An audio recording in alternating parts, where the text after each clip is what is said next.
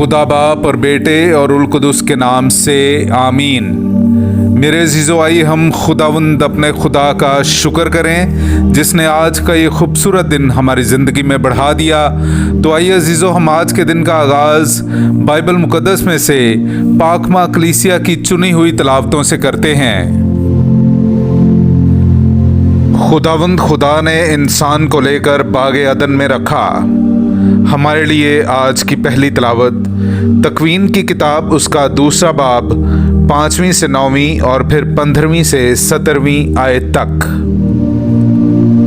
जिस दिन खुदावंद खुदा ने आसमान और ज़मीन को बनाया था तो ज़मीन पर मैदान की अब तक कोई झाड़ी ना थी और ना खेत की कोई सब्जी उगी थी, क्योंकि खुदावंद खुदा ने ज़मीन पर पानी ना बरसाया था और ज़मीन की खेती करने के लिए इंसान ना था, मगर ज़मीन से रतूबत उठती थी जो तमाम रुए ज़मीन को सैराब करती थी।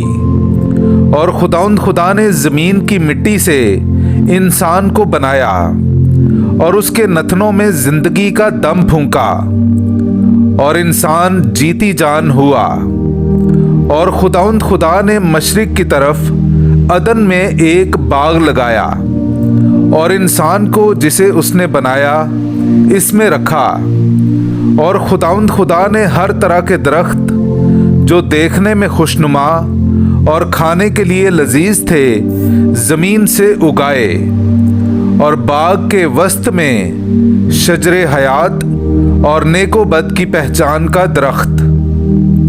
और खुदावंद खुदा ने इंसान को लेकर बागे अदन में रखा कि उसकी बागबानी और निगहबानी करे।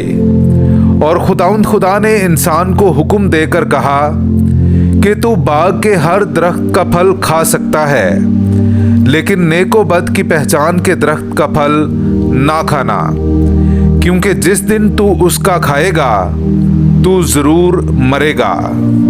पाक कलाम का पढ़ा और सुना जाना हम सब के लिए बाइसे बरकत हो। खुदा का शुक्र हो। ऐ मेरी जान खुदावंद को मुबारक कह।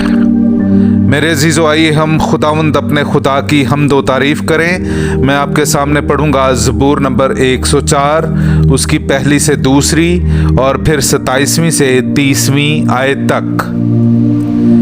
ऐ मेरी जान खुदावंद को मुबारक कह। ऐ खुदावंद मेरे खुदा, तू नहायत अजीम है, तू जलाल और जमाल से मुलब्बस है।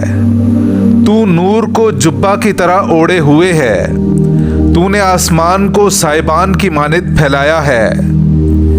ये सब तेरे मुंतज़िर हैं कि तू वक्त पर उन्हें खुराक दे।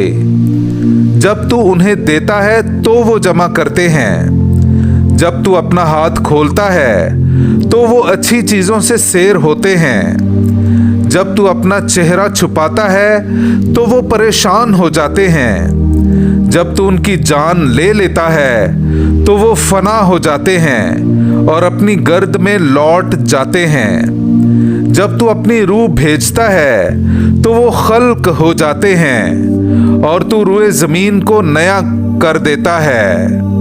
पाक कलाम का पढ़ा और सुना जाना हम सब के लिए बाइसे बरकत हो। खुदा का शुक्र हो। नाराए हम्द। ऐ खुदावंद, तेरा कलाम सच्चाई है, सच्चाई के वसीले हमें मुकद्दस कर। हालेलुया। मेरे अज़ीज़ो, आइए हम आज का इंजीली इक़्तिबास सुनते हैं। इंजील मुक़द्दस बामुताबिक मुक़द्दस मरकस उसका 7वां बाब 14वीं आयत से लेकर 23वीं आयत तक। और फिर हुजूम को पास बुलाकर उनसे कहा कि तुम सब मेरी सुनो और समझो। कोई चीज़ बाहर से आदमी में दाखिल होकर उसे नापाक नहीं कर सकती, मगर जो चीज़ें आदमी में से निकलती हैं वही उसे नापाक करती हैं। जिसके सुनने के कान हो वो सुन ले। और जब वो हुजूम के पास से घर में गया तो उसके शागिर्दों ने उससे उस तमसील की बाबत पूछा और उसने उनसे कहा, क्या तुम भी ऐसे बेसमझ हो क्या तुम नहीं समझते कि कोई चीज जो बाहर से आदमी के अंदर जाती है उसे नापाक नहीं कर सकती, इसलिए कि वो उसके दिल में नहीं बल्कि पेट में जाती है और जाए जरूर में निकल जाती है।